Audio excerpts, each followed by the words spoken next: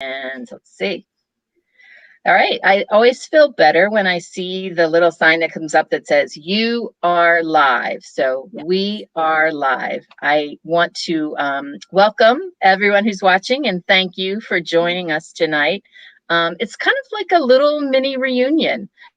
When Kira Jane Buxton's first book, Hollow Kingdom, came out in August of 2019, we were thrilled when she came to One More Page to be in conversation with Angie Kim.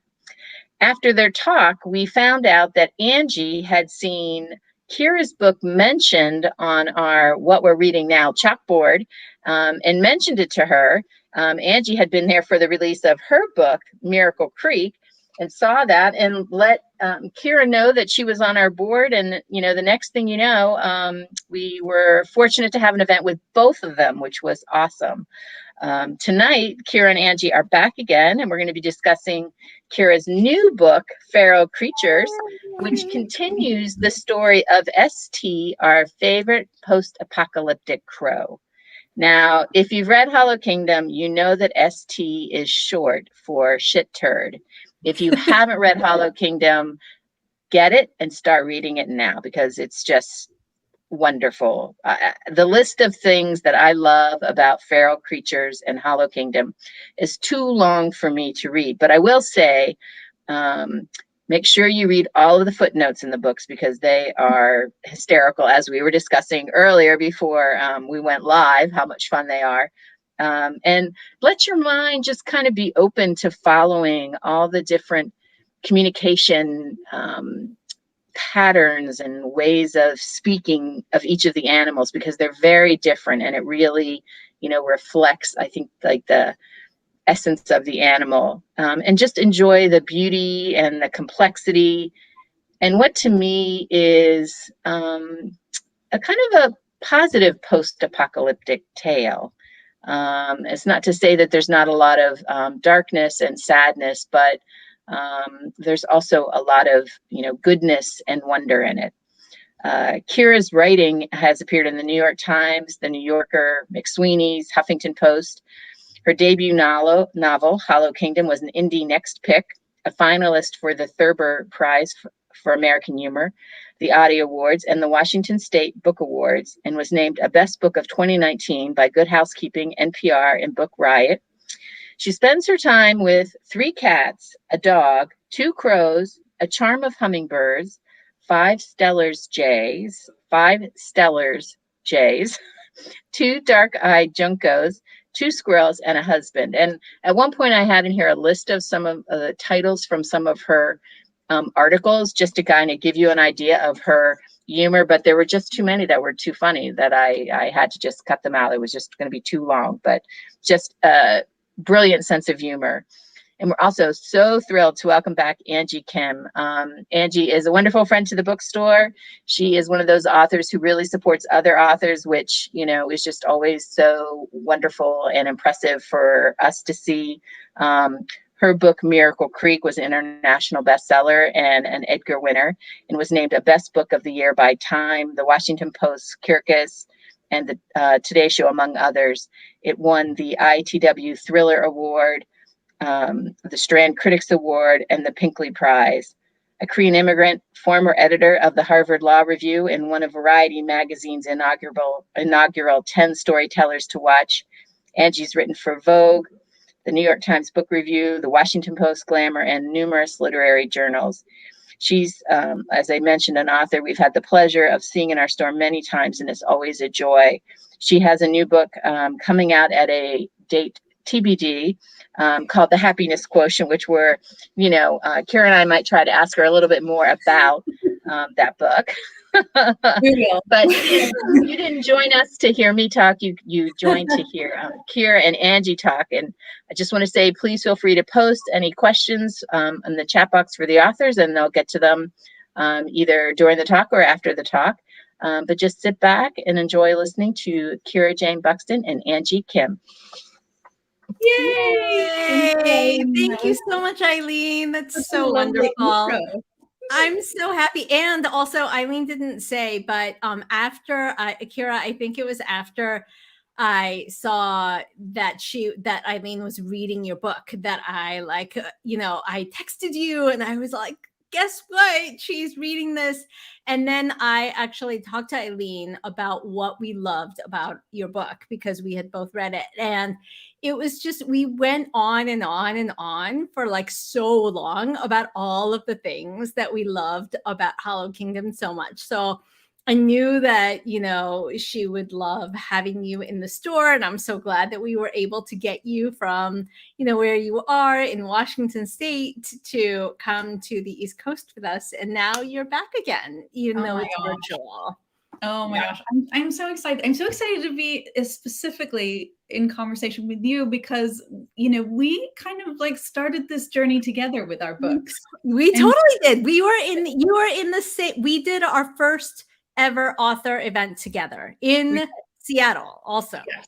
Which was so awesome, because you were there and I knew of you only through this online group of people who the lovely group that were in, that people had books coming out in 2019. And so I was a little like starstruck and like, and then got to actually meet you, because your book came out a little before mine. So you were just like a little ahead of the curve all the way. And it was very inspiring.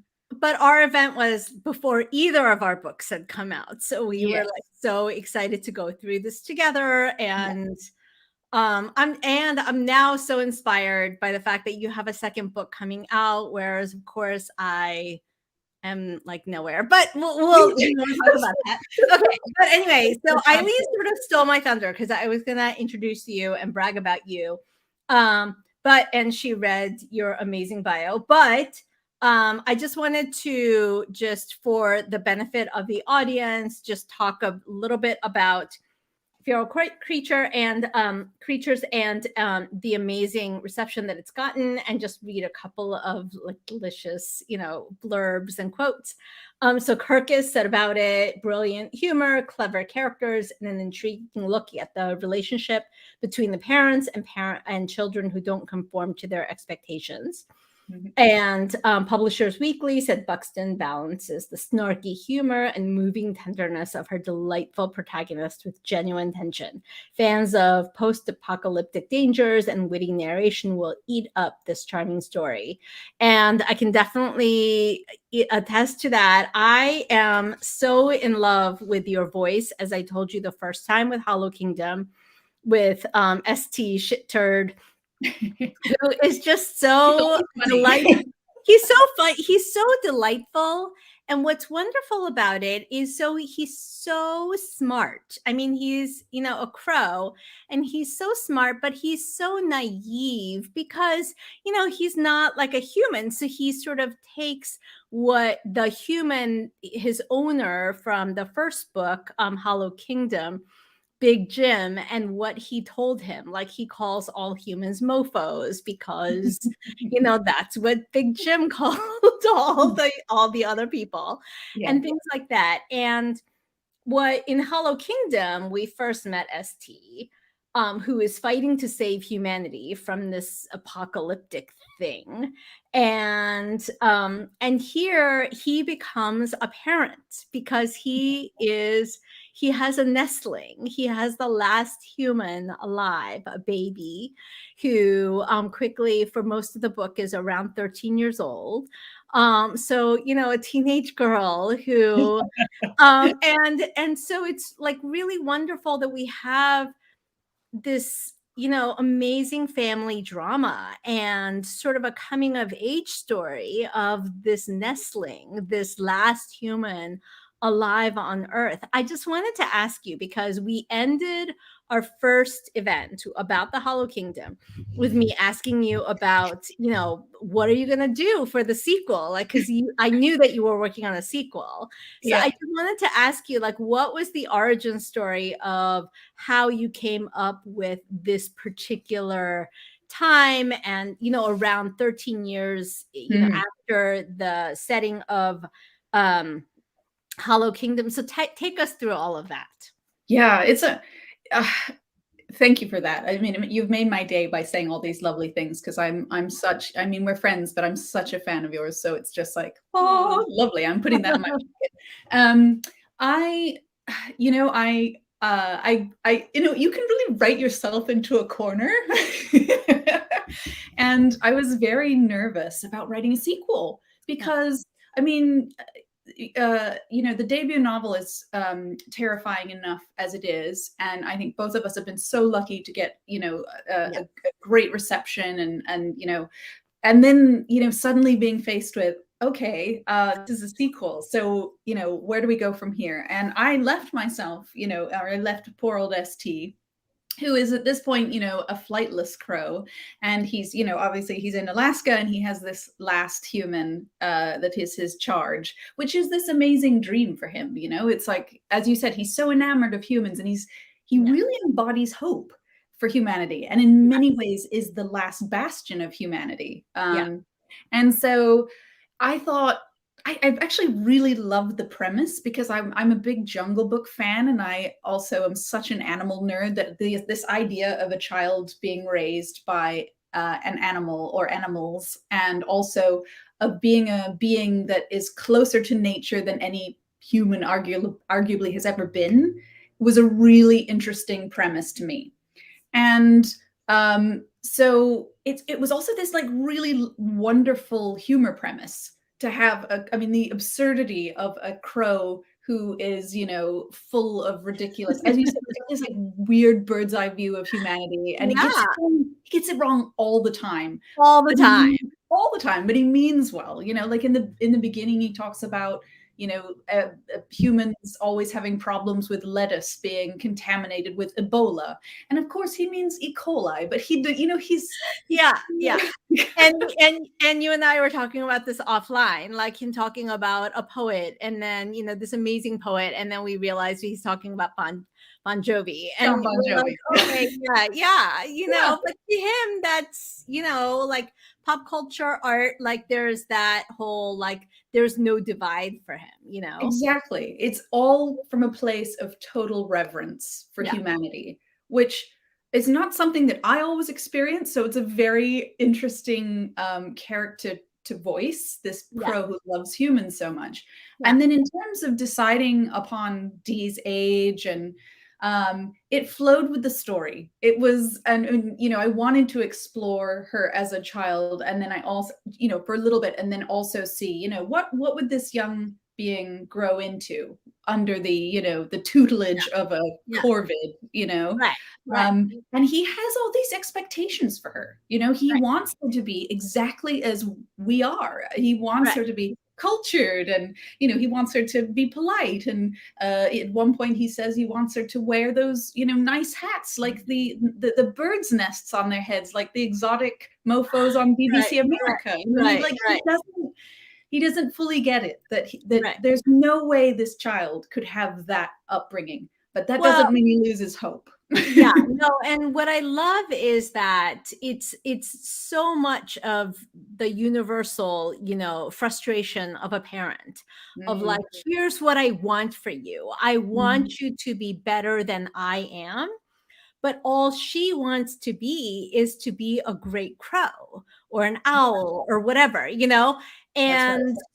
and he really wants her to be a mofo. Like he really wants her to speak the language, but then he's disappointed that she can't speak, like an actual human being, because she doesn't even know what that sounds like. She's learning language, human language, from a crow. So of course she's going to sound like a crow speaking English, And that was but he's so disappointed by that. And you just feel that disappointment. And you're just like, yes, I understand what that feels like to want something for your child. And they are too stupid to want it for themselves,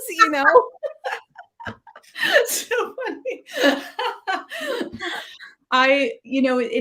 You're so right. There is definitely this thread of, I love that kind of delicious dichotomy, that on the one hand, there's the crow who so desperately wants to be human. And on the other hand, there's the human that so desperately wants to be crow.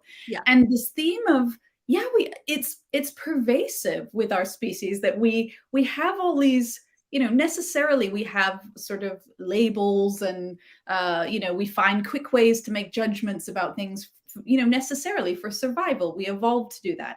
But culturally, it's very interesting because, you know, oftentimes people identify differently to how they're perceived or to what is perhaps expected of them by a family member or a parent. And so I really was exploring that idea that, you know, there's a, I've spoken about this a little bit, but I'm really, and I wanted to ask you if you felt there is a line in Miracle Creek perhaps that does this, but I love this idea that in some novels, there's a line that kind of is a distillation of what the novel's themes are.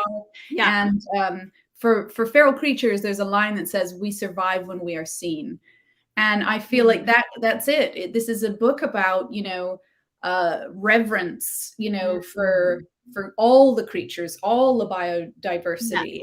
It's a book of biophilia. It's like, what could we be if we see creatures and beings exactly as, you know, as they are, or who they profess to be, as opposed to what expectations we have upon them, you know? Right. No, I love that. And the other thing that I loved about this book is that I felt like much more so that, I mean, in the Hollow Kingdom, you definitely had chapters, you know, short chapters that were, you know, from different animals' perspectives and their voices that were very different. But I felt like there were more in this one. Like I didn't count them to see. Is that true, or is that just something that I'm thinking? That's so amazing to me, because I meant to check, because somebody had just said to me that they felt there were less. Really? I think it's exactly the same number, but now I will really. Yeah. No, I'll have to check. But yes, there is still, you know, these different viewpoints. Yeah. And I have so much fun with that. That's totally me nerding out in the animal world. Okay. So I was going to ask you, and I want you to, because I think when I asked you to read at the bookstore for Hollow Kingdom, I think you read from like I think you read a little bit from ST's voice. And you read a little bit from, maybe it was Genghis Cat. I can't remember. Somebody, you know, so one of the animals' voices. So I definitely want you to do that. But before we do, because I might lose my train of thought, because I'm even though I have these notes in front of me, I'm just like, you know, my memory is just horrible these days. So one of the things that I thought was so poignant, and it may be just because of what we're going through right now with like all of the climate change, just, you know, like thinking about the hurricanes and all of that sort of stuff. But we are like, I did feel like this time in Feral Creatures, there was a lot more of a sense of poignancy from the animals' perspectives of like, we are dying out, and, you know, like we don't have, like, our habitats are changing because of the environmental issues that that mofos have brought upon this world. And of course, and that's why the animals are so, you know, wary of having this human child, because they are sort of like, why is she gonna come in here? Is she an enemy? And why should we welcome her into this world? And so I thought that was really, is that something that you feel like maybe being in the middle of like the news cycle and what we're going through, that really, you know, is something that influenced your voice and the things that you were thinking about? Or is that something that you meant to do from the very beginning, you think? Absolutely influenced. Yeah, absolutely. And I agree. It's definitely, I'm banging the drum harder in Feral Creatures for sure. And it is, I'm very concerned about, obviously we're in the time of climate change. This is what we're now experiencing, tremendous change. And but I feel like there's still hope, you know. I mean, even though the IPCC report it feels dire, it feels really, you know, we still have this window of time to make change. And I think that's what's so wonderful about storytelling, is that this is a way that we can sort of start to think collectively about these issues differently and be moved to make change. And certainly in writing from the perspective of a polar bear, and in writing, about there's an owl in Feral Creatures who understands that things are changing, but doesn't really understand that it's anthropogenic in its cause. He thinks the sun is coming closer, or he has this. And ST really doesn't have the heart to say, like, ooh, humans had this impact on the planet, and even though they're gone, there's still this sort of long tail, and there will be a long tail of impact. But I feel like that's the wondrous thing about storytelling, is that we're able to. This is what I'm trying to do with this book. Is I'm trying to change the stories that are ascribed to these creatures, and to make the reader feel a connection with them, and then be moved to care. And so I think as a species, we have a tendency towards tribalism. We have a tendency towards seeing ourselves as separate from the natural world. And, the hope is that I can sort of, that anybody reading can feel a kinship, and remember that we are part of nature. There's no, sort of delineation. There's no us, and, this is our home. This is our planet. And hopefully, I think, we can afford these creatures protection when we feel human reverence toward them. Right. Right. Yeah. Absolutely. And it's so funny, because the other thing is, of course, that the apocalypse with respect to the human extinction is, due to, screen technology, we think, kind of thing. And yet ST is, our protagonist, just reveres, the screen. He is like such a he devours pop culture. He loves everything about it, and so I just thought that was really interesting as well, that that it's not, you're not being didactic and being like, oh well, that's bad.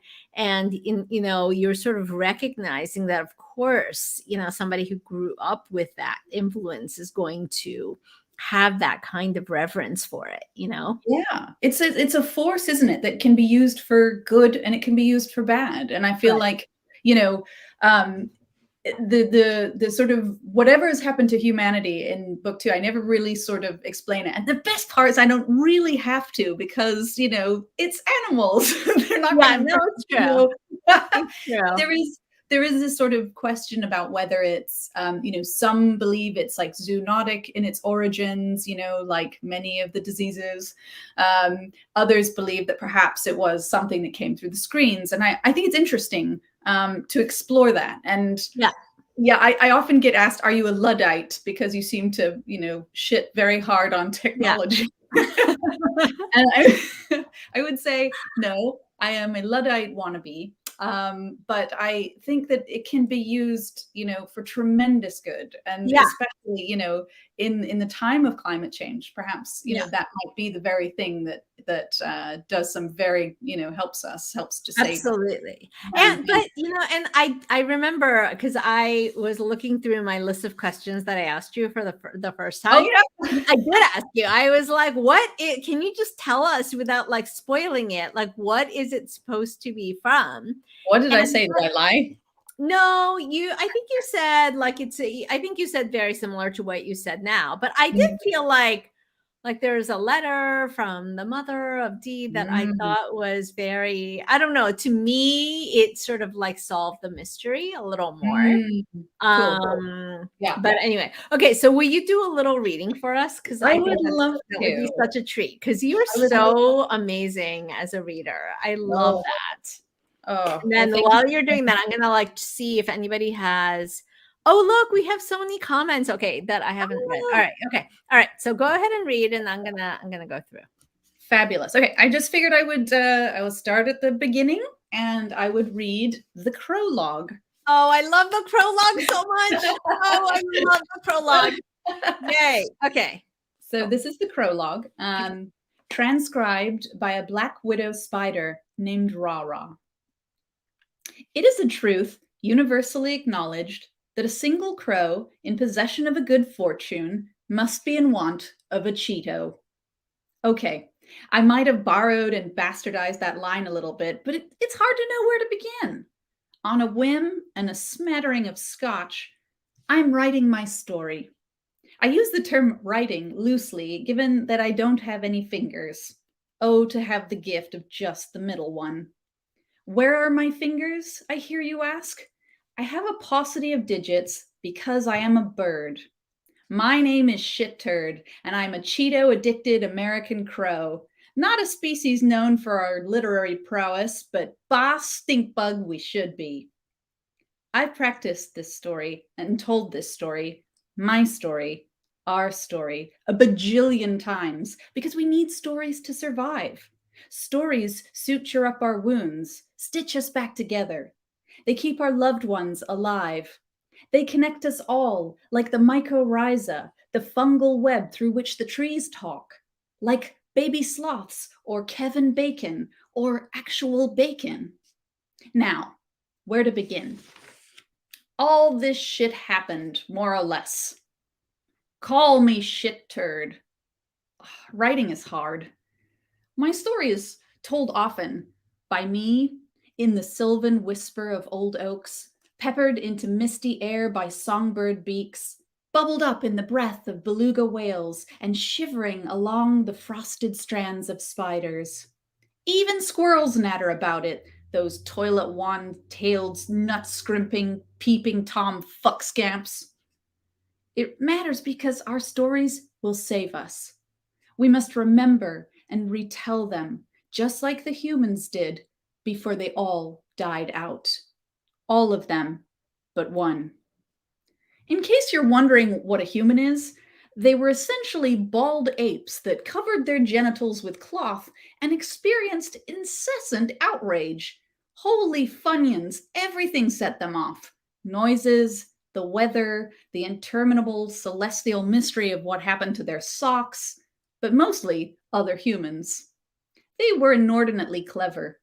They invented magical things like pastries with holes in them and the ShamWow. And they got excited over whimsical happenings like a winged fairy who broke into their homes in the middle of the night to collect their offspring's teeth in exchange for cash slipped under a pillow at varying rates of inflation. They had very, very big hearts, and I loved them all.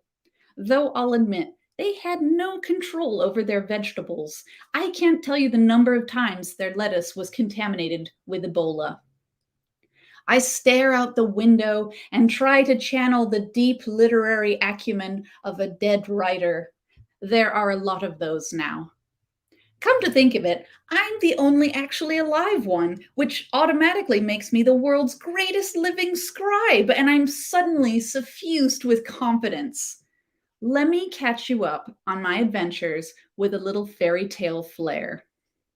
Once upon an apocalypse, there lived an obscenely handsome American crow named ST, which was, of course, short for Shit Turd.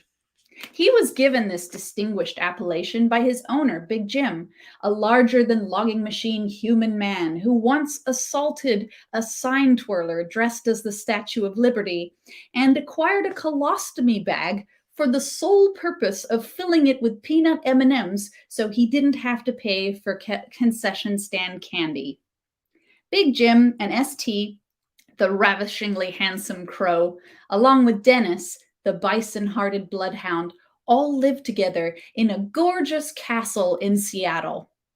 One day, when Big Jim's beautiful ice blue eyeball fell the fuck out of his head, ST, always ready to seize a big adventure, didn't have a moment of doubt or existential terror. He just knew what to do.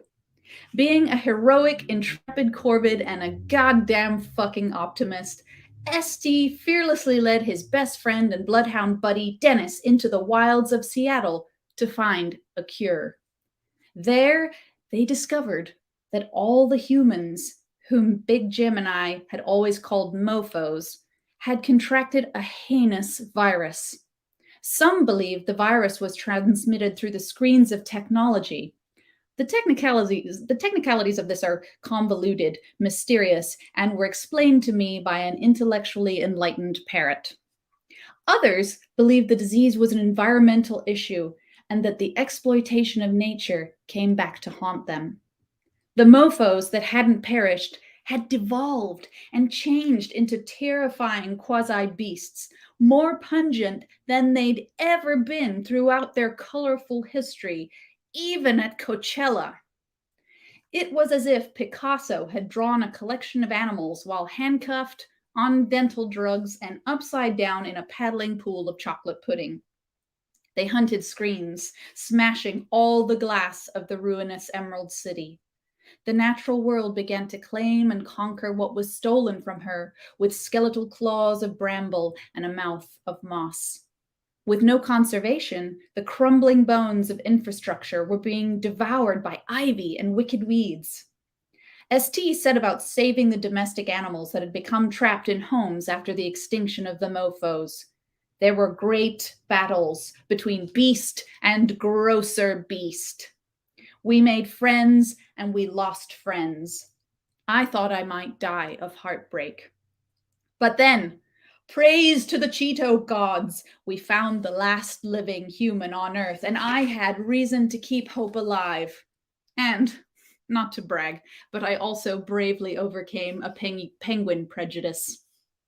Stories change every time you tell them. They grow roots. They evolve and shed dull scales for shinier skins. They grow sinuous, sun-striving tendrils and camouflage parts of themselves. Many have firm origins in shit, bull or otherwise.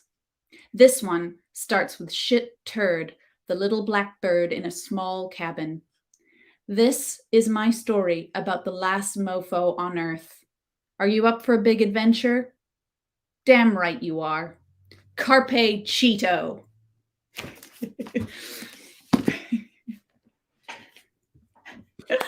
Oh my God. Okay. I had to mute myself because I knew that I was going to be like laughing the entire way through. Okay. I have to ask you because I think I asked you this last time too. I can't remember. My memory is like completely shit. Okay. So did you consider doing your own narration for the audiobook? I was never, I think I threw my hat in the ring. You did? Okay. I believe I did. I believe I said, I would be interested. And I'm so glad that I wasn't even considered, because if you've heard Robert Petkoff do any of the, not just ST, he does every single character. He just blows it out of the park. He's I know. Yeah, I know, but it's just there's something about like hearing from the author directly that I just think is so fun and meaningful and whatever. And by the way, in the comments, I saw that Susan Tunis is here. Yay, Susan! Hi. I'm so glad that you're safe and you're not in New Orleans. Yeah. I was actually supposed to be in New Orleans until yesterday. Until BoucherCon got canceled. And then Liberty is here. Hi, Liberty. Yay. I was gonna come see your launch day conversation with Liberty, and like something happened with the kids and blah blah blah. I was complaining about my. It was a wonderful, of wonderful. Of course, it was splendid. Yeah. Oh my God, I was so looking forward. We had so much fun. It was and the stupid kids, like God. I'm very upset about that. But anyway, okay. She's not holding back, folks. She's not holding back. Okay, so I want to ask you about the adaptation. Because sure, yeah. I want to see what's going on, because I think this would be like, seriously, the entire time I was reading, I was like thinking, like, I wonder how they're going to do this. I wonder how they're going to do that. Like, is this going to be like, what is she going to sound like? What is Dee going to sound like? And what is she going to look like? So tell us all. So cool. So what I can say is that, so AMC bought the film and TV rights, which is so awesome. Obviously as the network that does the Walking Dead, like, hello. Yeah. It's amazing.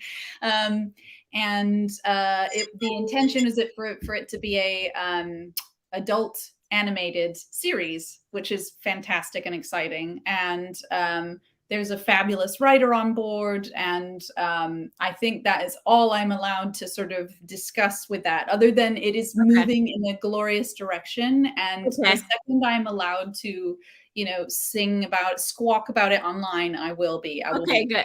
Okay. But it's tremendous. It's such an exciting thing, because a lot of people see, this is a very visual story, and very lends itself to that, I think, in a way that's definitely. And also, yeah, and also it's just, what's great about it is that it's so timely in so many ways, because of like the technology and everything that's going on with the pandemic and all of that sort of stuff, and yet so hopeful and so weird and so funny. So on the funny thing, I want to ask you about the Thurber Prize. What was that like? Because you were like, I mean, that's like an amazing, amazing thing. I just think that, like, for anything that a novelist can, be awarded for and be, nominated for, that's just amazing. Yes. Look right here. Oh, wait, I can't do this here. Whoop. I don't know if you can see this right above my head. That's my Thurber. Oh, I'm so proud of it. That's my finalist plaque. Yeah. That's so cool. And I think when I opened that, I burst into tears. I hilariously didn't know that that's what was in there. And the lovely, lovely team at Thurber sent me this package, and my husband and I had been away, and I got this package, and he said, what is this suspicious shit? And I was like, I don't. And so I opened it. We were a little bit, reticent, like, what is this suspicious shit? And it turned out to be the most glorious suspicious shit I've ever received. I love that. And it's beautiful. And the whole experience was incredible, because, as a humor writer, there are not that many there's not that many outlets for humor. It's not, there's McSweeney's, there's the New Yorker, it's a small pool, and it's and it's competitive, and it's also women in humor that's been a long journey for women to be accepted and to be treated this, right? Definitely. And so I feel like to be nominated with, Dave Barry and Damon Young, what was so extraordinary. And then all the finalists and the Thurber winners, it's like a long running list of my idols as a humor, right? And so it's unbelievable. Just sort of still can't believe it. Like, I don't know. I don't think I've put this in a prominent enough place. I think I need to put it like I love it. See, exactly. Yeah, like put it on your website. Well, and also, so speaking of funny, the footnotes. Eileen and I talked about it, but I'm loving the footnotes so much. Tell me a little bit about the footnotes, because you didn't have any in the first book, like, and also. Okay, so this is like a little bit, I don't know if this is different or the same, but one of the other things that I wanted to ask you was, in writing this as your second book, how did your readers and for the first book, and the critics, like, how did that influence your writing of the second book? And so, like, did that, because I imagined you being like, you know what, like, they really liked this stuff. And you did have one footnote, right? Because in the Hollow Kingdom, you had that one, I think I actually told you, like, I really liked that. It was just like a star, like explaining somebody was, like one of the animals or whatever. And I just wondered if you feel like that influenced the way that you wrote this one. Like, did you lean into the stuff that, like, people were loving in the comments, and like the 5-star Goodreads reviews and the Bookstagram, whatever, versus, like, those things that you have in your head when you're like, oh, I remember that 1-star reviews. Like, Yes, it's the terrible. I mean, you probably don't get any negative things, but oh my God, like, no, totally not. Writer, and it's like a plight of the creative too. You'll get all this wonderful praise, and then one terrible thing, and it'll play on a ticker tape in your mind, and you're like, I'm rubbish, Totally. So in terms of the footnotes, these are such good questions, my friend. The footnotes were so fun, because footnotes, I mean, they're usually used as kind of a more sort of in a, for a textbook as a citation or, or to sort of expound upon an idea, blah, blah, blah, more technical than, but I found a really cheaty thing to do, which was a way to sneak in more jokes. That's what exactly. It was Yes, I love that. Exactly. Because sometimes like it doesn't fit. And if you had to like do it as a parenthetical, even in the text itself, then it would just be like, it would take too much like transition time. It would just make it like big and whatever. And it's just for the audience, Kira already knows this, but the reason that I'm fixated on the footnotes is because my second novel has footnotes, and it's a very funny, I hope it's funny, but whatever. Voice, first person voice. And I find the footnotes to be so useful from that perspective, because it does allow you to explore and sort of like riff about stuff that don't necessarily fit. Yes. Did you get any pushback on that? I'm wondering.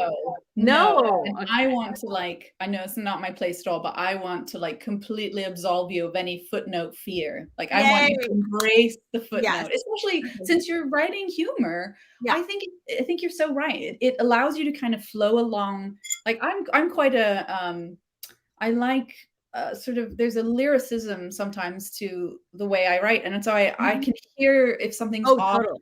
There's a, if it doesn't feel mellifluous, if it feels clunky. And a lot of times a joke, finding that balance when you're writing something that's also, quite reverential about the, natural world, then to suddenly go waka waka waka in the middle of and some of the poignancy and things like that, and just being able to be playful in a way, sometimes that sort of says, wink, wink, come on, it's just you and me. And you know what? If you're really into the flow of the story, you can skip it. And you can just deal with it later. That's fine. And despite what Eileen said, I think that you can skip it. Yeah.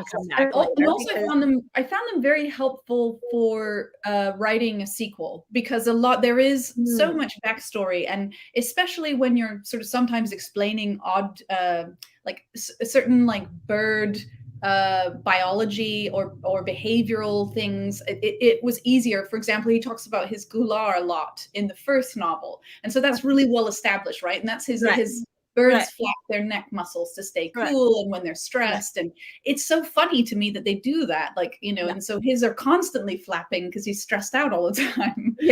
So in the second book, instead of stopping again to kind of and this is the part of the body of the bird, instead you can make this lovely little aside.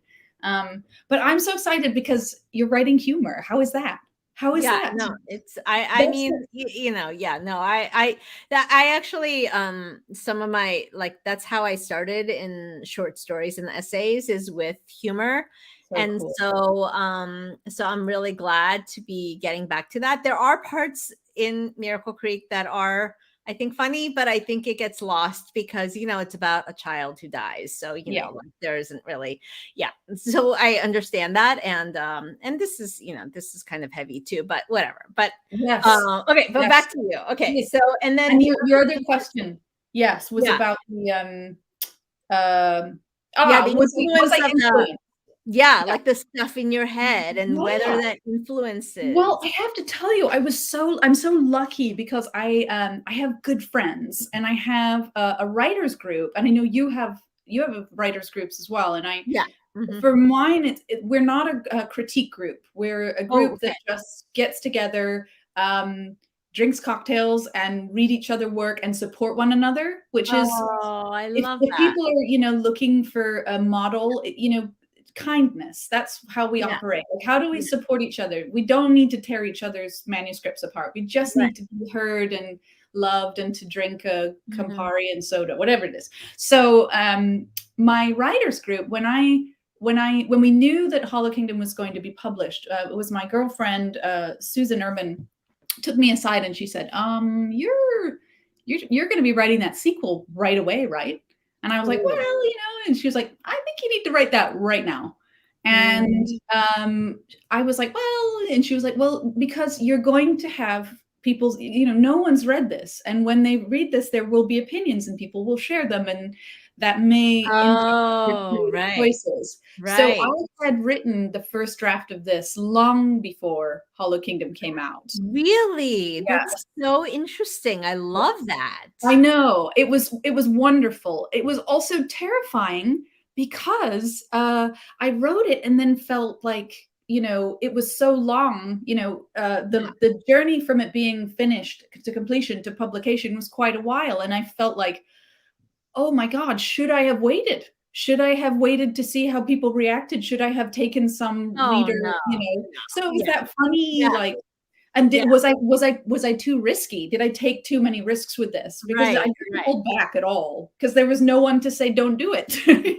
So I love that you did that, because I didn't start writing my second book until about a year ago. And I really regret that. I just, But I don't think you could have, because all your events and all your publicity were massive. And it was a long tour. You had no, it was, but I mean, but still, like, even before it got published and whatever, I think that would have been, I think what you did was very smart. And then now the question is, because I saw many, many, many posts and comments and, reviews, like saying, I cannot wait for the third. So what's happening with that?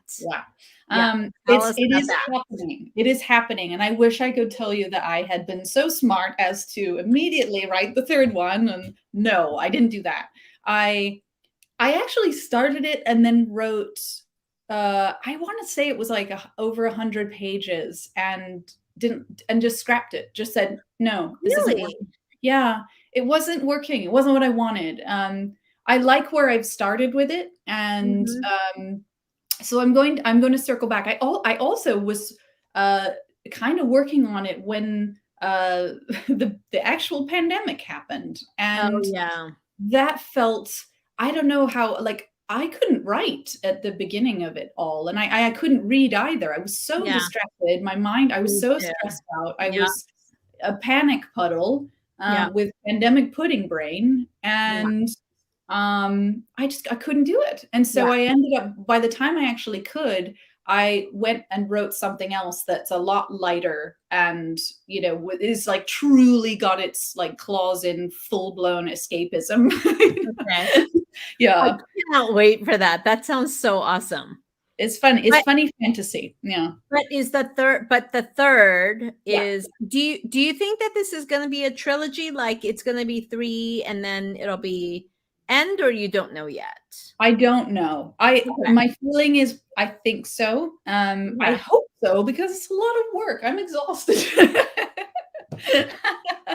No, I don't. I love this. I love it. I love this world. I love writing through the perspective of ST. And I think maybe there was also an element of not wanting to finish it or let him go when I first started. Oh, of course. No, because I mean, when you are so close to a character, I think, there's a reticence. That you definitely don't want to let it go, because it means having to say goodbye. And if, like, I don't want to even think about this, but I would imagine that, I mean, like, how long do crows live? I don't even know, but I get asked that all the time. How long do they live?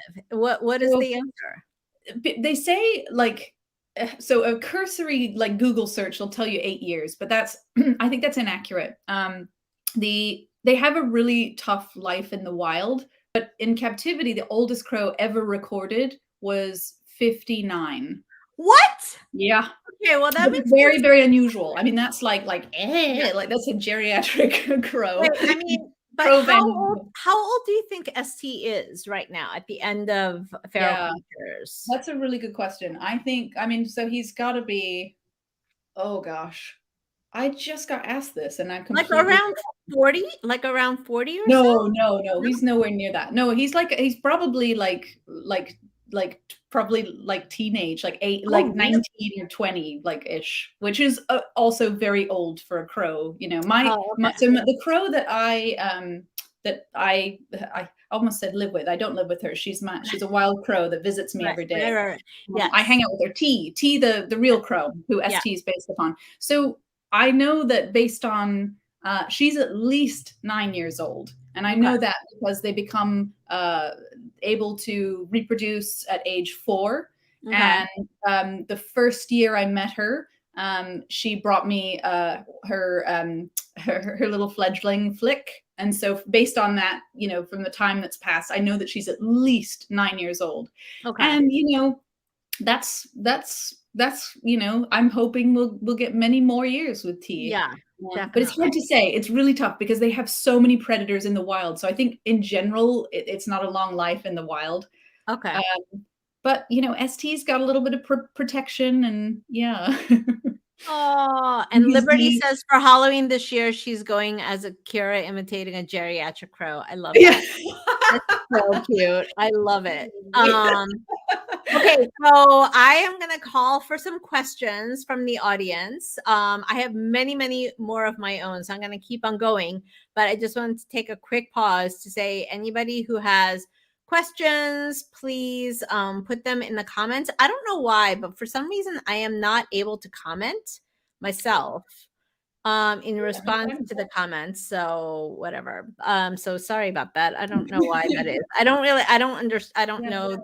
These different platforms are kind of, I don't know. Yeah, I don't know if I can either. No. Okay, so the other thing that I wanted to ask you about was, this is purely from a personal, like completely selfish perspective, is about with respect to writing the second book and all of that sort of stuff. I was going to ask you about having your first readers, your agent and your editor, who are so different, especially with your agent being a writer himself. I just wanted to, can you tell us a little bit about that writing process and the revision and editing process? Yeah.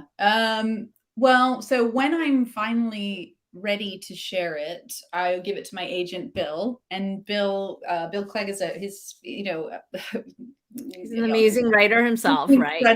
Yes, incredibly.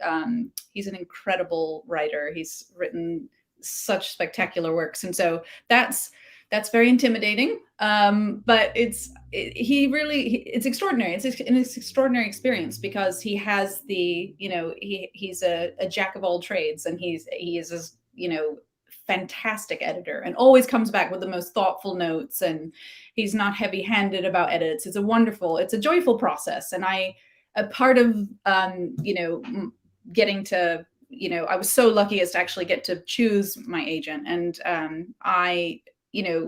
part of the impetus of choosing Bill was that I wanted to get better as a writer, and I felt like he could definitely help me. I never wanted to, I feel like I'm always learning, I feel like that I want that to always be the case. I always want to be striving to be a better writer. And then my editor, she's just extraordinary. Karen Kostolnik, I just adore her. And the two of them are friends, and and she's also incredibly understanding of the world, and she understands and supports me as an artist. And I don't know what's better than that, to have a team that's sort of like, well, we support you, and and Karen in particular, she's given me some of my favorite notes. One of which is like, make it funnier. Like, God, let's go. I feel like it's so funny already that I'm not sure how anybody could do that. And the other thing that I was going to ask you from a process perspective is, do you, and I don't know why, but it was, I think it was like the one about, like, I'm just a crow standing in front of a penguin, that one, like asking him to, I actually got in kind of a fight with my husband about it today, because I was telling him about it and I was like cracking up, and he was like, I don't remember what that's from. And I was like, how can you not remember what that's from? That's from Notting Hill. And he was like, I don't remember that movie at all. And I was like, oh my God, we have to watch Notting Hill. We have watched that movie 12 times together. How can you not remember Notting Hill? And that, anyway, but But like, I don't know why, but when I was reading that line, I remember thinking like, I wonder how Kira like writes these. Like, do you like think of that and then you go, wait, that's really funny. I've got to write that down and work it in somewhere, or like, or does it come to you in the moment? Like, you know, like, do you have like a joke, like a list of jokes that you want to like put in, and you know, things that you want to say, like, yeah, like stuff that you want to say, like you want to talk about how like, you know, humans are awful about vegetables, and so you're like, you know what I mean? Like, I just wonder, do you have that and then you try to put it in, or does it come to you in the moment as you're writing the scene? It's a combination. I think humor writing is like creative writing in general is a muscle, and the more you practice it, the more you sort of learn the rhythms, you find your own funny bones. You find what really sets you off. Like, I in particular, I love really awkward humor moments that are not supposed to be funny. Right. Like anytime I'm told I have to be quiet, guaranteed I'm in giggles, fits and fits of laughter. Exams were a particular problem for me. Like, love that. I think, it's a combination of like, and also like I'm constantly reading humorists' work. I'm always reading and sort of, and that puts me in the right mood where I'm in a place of levity, and I can look at things in a certain way. And then also I have on my phone, I have when under reminders, instead of like, go get groceries and stuff, I write things that make me laugh. And it's like things that occur to me, puns, all ridiculous stuff. Things that I wake up in the middle of the night and write down. I had one like weird anecdote about an armadillo that was not funny at all, and I came up with it in the middle of the night. It was so bizarre. And I woke up and I was like, oh, this is the funniest thing I've ever come up with, and wrote it down. It was absolute garbage about an armadillo in the bed sheets. It was terrible. It was a shocking thing. So you never know, and you never know what's going to be funny, and it might get cut out, or it might not work for the particular, what you're doing. But it's great. Then you've got like a little nursery of jokes, and you can go back in and tend to them and water the ones that need to be watered, and switch things around. And I think it's in part, it's like you train yourself, you immerse yourself in it. I spend I've talked about this before. When I'm driving around, I'm either listening on my, I have a CD that's like crow calls, like trying to learn crow calls, or I'm listening to stand-up comedy. It's like, there's like not much else. Like occasionally some music, but otherwise it's like Dave Chappelle or like, so like. So funny. I love that. Susan asks, Kira, is there some part of you eager to tell a story with all or almost all human characters, or are you stashing away ideas somewhere? Oh, hi, Sue too. Oh, I wish I could see you. I don't know if I'm qualified to tell a story about humans. I don't know if I know enough about them. Sometimes I'm struggling to be a member of my own species. I'm so weird. I think I would love it. And I think because I've written the next book is not, again, a non-human character. Oh, okay, it is. Is it? It's animals again. Okay. He's not. No, he's a fantasy character. He's a fantasy character. He's fantasy character. Oh, okay. I can't say too much more about him, but he's non-human. So yeah, I have yet to like fully commit to writing a story about, a human being, which is so bizarre. That's so, but I maybe I'll get there. Maybe I'm working up to it. I will study and I'll try my best to be the best human. I do think that ST is very human, like in many ways. And satirical, and Shardith, who I'm not sure, it asks, how much reading out loud do you do in your writing process? Oh, that's a great question. And he also loves the prologue. So lovely. And also, this might be a clue to who she is. Charlotte also says, Jessie says hi. Yes, Jessie is a green cheek conure, little cute. Okay. Those are lovely questions, and I've just forgotten them. The reading out loud. No, those are mostly comments. The question was, how much reading out loud do you do in your writing process? I actually don't until I write a chapter and then I force my husband to listen to it, which is, but it's a lovely pattern we've had since Hollow Kingdom, and it works really well because there's something sort of, I don't know, it's a little bit selfish, but it's very sort of like celebratory. Like, I did it, I made a chapter. I write each chapter too. Do you read aloud to family? Yeah, I mean, I don't read aloud to anyone, but I'm always reading aloud stuff because I'm very much into rhythm, and and I used to be in theater, and so I'm very, very into that. Yeah.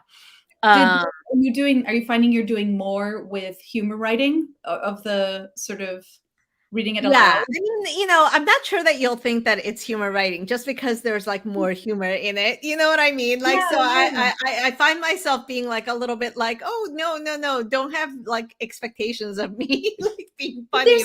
There's such a big spectrum, of humor.